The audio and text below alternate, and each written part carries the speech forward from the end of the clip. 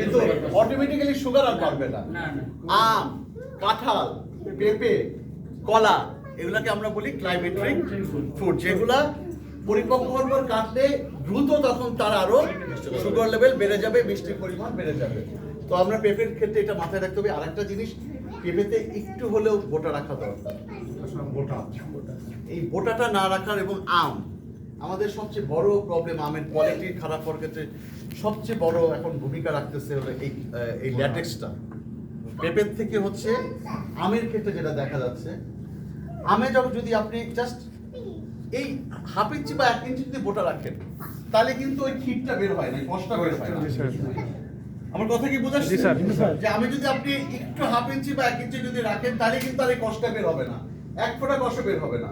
কিন্তু আমরা যখন আমাদের হারভেস্টিংটা প্রবলেমের কারণে আমাদের কি করে বোটাটা ভেঙে যায়, সাথে সাথে এই ল্যাটেক্সটা যখন আমের উপরে আসে, তখন এখানে কি হবে, ছত্রাকের আক্রমণ হবে, অ্যাসপারজিলাস অ্যাটাক করে। কথা কি বুঝছেন? আর পরে পুরা কালো করে দেয়। এটা পানি দিয়েও ধুইলে আপনি 1-1.5 ঘন্টা পর পানি দিয়ে ঘষবেন, উঠবে না, এবং বাজার মূল্য তখন অর্ধেক করে দেবে। অতএব হারভেস্টিং ক্ষেত্রে আমের হারভেস্টিংটা আমাদের খুবই প্রবলেম। এটা অনেক কারণ আছে।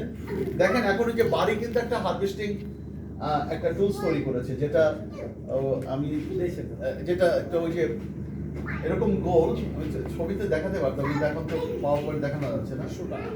ওই ইসের মতো ওই লোহা দিয়ে এইরকম গোল করা, ছুরি থাকে, মানে ছুরির মতো থাকে। সেই ছুরি দিয়ে আমরা যদি টান দিই, তাহলে ওরা এই বোটার সহ একসাথে